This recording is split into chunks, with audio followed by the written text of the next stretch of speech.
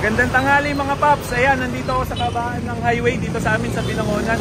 At may naamoy na naman tayo na Brutus. Parang modelo to, color blue. At ito, silipin natin. Nakakita ko. Ayan, ganda. Ayan o, Rizal Concept, naka stainless na rin na tapalodo. Tapos ito, yung may shortpet, naka stainless na rin yung handlebar.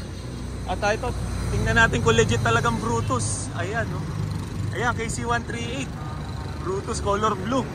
At parang naka mushroom na air filter na to. Ganda.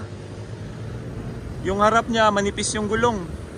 Parang 45/90 to. At itong likod ay 2.5. Ayan, naka stainless na rin na chain cover. At ito, silipin natin dito sa likod. Ayan, mukhang nakatanay silencer to yung malutong. Ang kinis din ng pipe ni Pops. Ang ganda. Ito, naka stainless na rin yung likod, yung tapalodo. At yung sidecar niya ay pang Rizal Concept. Ayan, ganda oh. Quality. At ito yun. Ayun, binalik din ni Pops sa ano. Ito, may sticker na rin ng brand new binili.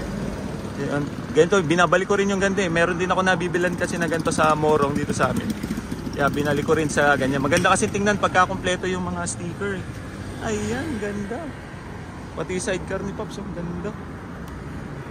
Tapos yung ano niya, ganda. Tingnan natin tong side wheel. Ayan, nakamags na yung side wheel niya. Parang 60/90 naman tong gulong niya dito sa side.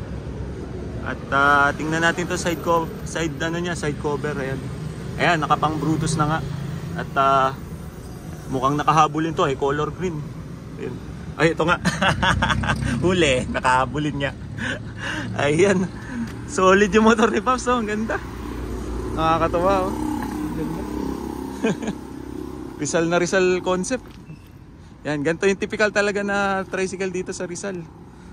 Napakakinis pa nung Brutus ni Pops. Shoutout kay Pops kung sino man yung may-ari po nito. Nakakita ko, napakaganda. Ayan mga Pops, bali nakita na natin yung motor ni Pops. Ito, napakaganda. Nakakamiss talaga pag nakakita talaga ako ng Brutus. Talagang, alam mo yun, parang nagpa-flashback sa atin pag nakakita tayo ng Brutus. Katulad nito dahil kumbaga ito yung isa sa mga legendary na motorcycle dito sa Pilipinas. Kaya kahit saan ka man pumunta sa Luzon, Visayas, Mindanao, makakita kang HD3 tsaka Brutus na katulad nito. Kaya ako naman pag may nakita talagang niispatan ko para at least makita natin yung mga kapatid natin na HD3 tsaka Brutus. Kaya ayun, maraming salamat mga Pops. At yan, mukhang uulan kasi dito eh, no? Mukhang uulan kaya hanggang dito muna tayo mga Pops. At ingat sa atin lahat. Lahat ng mga ka-two-stroke natin, ingat sa atin lahat. And God bless. Thank you.